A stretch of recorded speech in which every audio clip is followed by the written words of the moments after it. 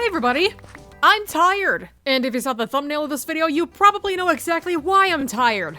You know, it's funny, you can only farm and trade so much in your little valley before you get tired of being in your little bubble, so I figured today's the day I'm gonna get out there, see some of the Minecraft world, and find out what there is for me to loot. And the easiest way to get loot in my case? Pillaging! Specifically pillaging pillager outposts, because they've come here to my valley looking to do the same to me a couple of times, so I figured maybe now's the time for some retaliation. So to do that, and make up for the quality time that I missed out on with Forsyth, because, you know, I was kind of an idiot who left her sitting on top of a hill the whole time, which, by the way, not sure if Forsyth is a he, she, they, or whatever, because, I never checked under the carriage. But it really doesn't matter. Either way, it's kind of hard to go pillaging when you don't have your best horse friend to come with you, so I slapped some iron armor onto Forsyth, and we took off into the sunset. Although, unfortunately, you can only ride so far into the sunset before you realize that there's a river in your way, and you can't really jump over it, can you? My initial plan, by the way, was to go back to the world spawn and just kind of head in whatever direction I felt like, see what was out there, you know? And turns out we didn't actually have to travel very far because very close to world spawn, there was our first pillager outpost. I'm not gonna lie, I actually did have a lot of fun slaughtering all these pillagers, whether it was with a bow and arrow, a sword, an axe, or jumping off the top rope with a lava bucket in my hands. After I killed, what, maybe the 15th pillager within the span of about 3 minutes, I took a look around to see what loot there was, and, you know how I said last time that there was something kind of magical feeling about the Minecraft Valley that I'd taken up residence in? I think this is why. So I did what any rational person would do when they discovered that magic was real. Free the magical creature in question from its cage, immediately tie it to a lead, and then drag it home with me like a balloon that I just won at the carnival. I came out here expecting to find some moderately good loot, but I think today I hit the jackpot. But what's the thing they say about gambling? High risk, high reward? Yeah, okay, so this high reward came with a very high risk and a much higher price to pay in my case. When I was trying to get home, there was a mountain in front of me, and I figured that Forsyth and I could just climb over it and we'd be right there back in the valley. We got to the top of the mountain, and I thought we were descending to the other side, but turns out the ground was sinking underneath us. Fortunately, I managed to barely dig my way out of there as well as pull my alley to safety, but when I turned back to try and get my horse out, Forsyth didn't make it. I have never felt so depressed coming back from an expedition like this. Unfortunately, we still need a horse to get home, so after finding a random one in the wild and taming it real quick, I rode it back and did the only sensible thing that I could think of. Fence in all my remaining horses and tie my alley to a fence post in the middle of my kitchen, so hopefully nothing bad will ever happen to them again. You know what I thought in that moment? If my best friend is dead, then everything else in the valley that I care about should probably be dead too. You see those villagers. You know where this is going, right? Yeah, well, I needed cheap trades, and to get cheap trades, you kind of have to kill and then resurrect your villagers first, so, I spent a little bit of time setting up a contraption to make that happen, which involved trapping a bunch of villagers in this little hole in the wall where there's a bunch of beds waiting for them, wait for them to give birth to their kids and their grandkids for that matter, put a zombie in a cart, send it in, and look away as you listen to their screams of undying. Honestly, though, it's fine. They're not even gonna remember this when they wake up tomorrow morning. And of course, to make that happen, you just need a couple of potions of weakness and some golden apples, which I did happen to have beforehand, because honestly, I was planning on doing this for a while. Although, of course, you know, actions have consequences, because in retaliation for killing most of my villagers to get cheap trades, they may have taken a chunk out of me in the healing process. Really, guys? I mean, I know you have to grieve or get out your aggression somehow, but this is not how you do it! So after dying twice and then struggling to get my stuff back, they finally came back to their senses. Or re-alived, I guess we should say. Which is fine. I mean, now that they're discounted and they think that I'm a hero for saving them from whatever zombie was attacking the village, now they're gonna give me a nice discount for whatever I bring to them, right? And you know what I thought would be a nice fit for these guys' job professions? Butchers! Because I need food, and they need ingredients. But first, maybe we should make them a little place that they can actually sell the food from, you know? So let's do that thing.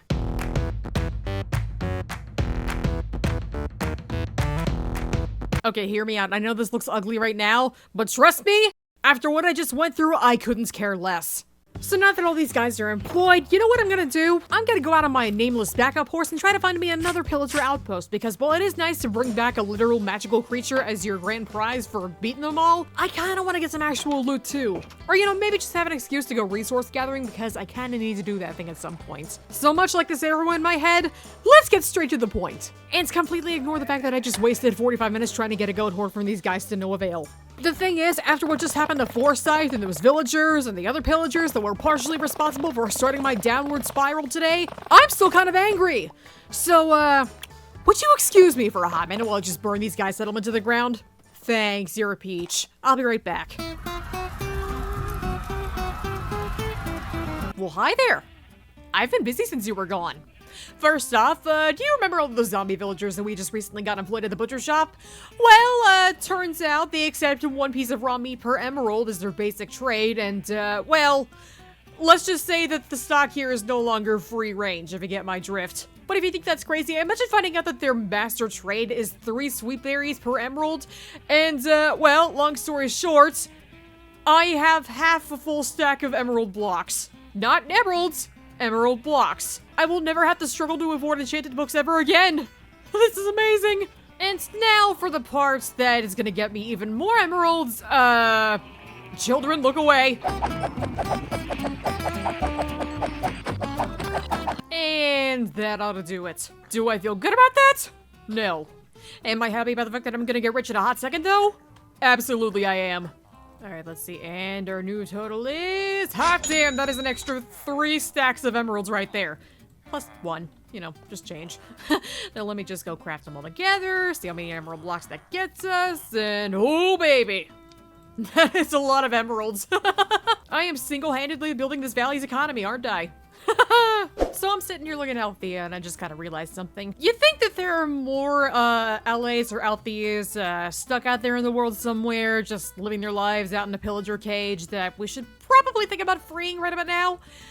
Yeah, you know what, that'd probably be for the best, because, I mean, look at this poor allay. I think Althea needs some friends, or at least, long-lost compatriots, maybe?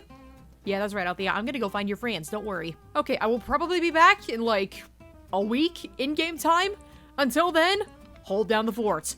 Thank you, Althea, you're a peach. In terms of exploring pillager outposts, we've gone that way quite a distance. We've gone that way. I think now we might as well just go straight over the mountain pass and see what lies on the other side, right? We're just gonna ignore the ugly butcher shop for a couple more episodes, or maybe a couple more hours, seconds, however long this takes, and off we go. Turns out going to the other side of that mountain pass was the best decision I made all episode, because not only did I accidentally stumble upon a jungle temple and get some good loot out of that, but we also found another villager outpost and 2 more allies to rescue. And after what I can only describe as the longest escort mission of my entire life, we finally got him back home. I mean, I know that not all allies know each other, but it looks like Althea's pretty happy to see these guys here. So I like to think I at least did something good for once this episode, right? Okay, here's the thing. I don't feel good about this setup right here.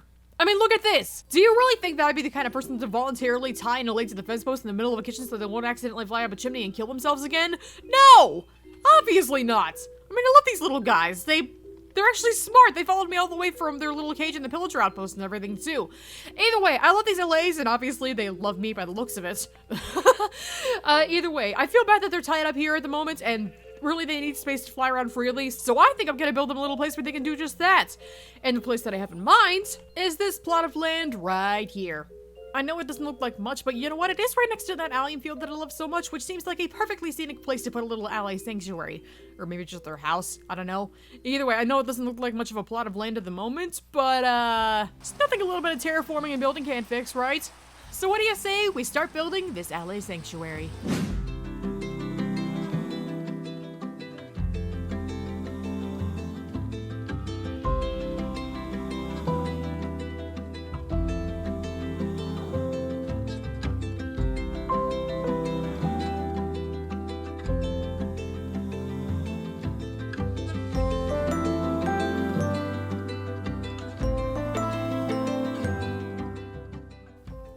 Hey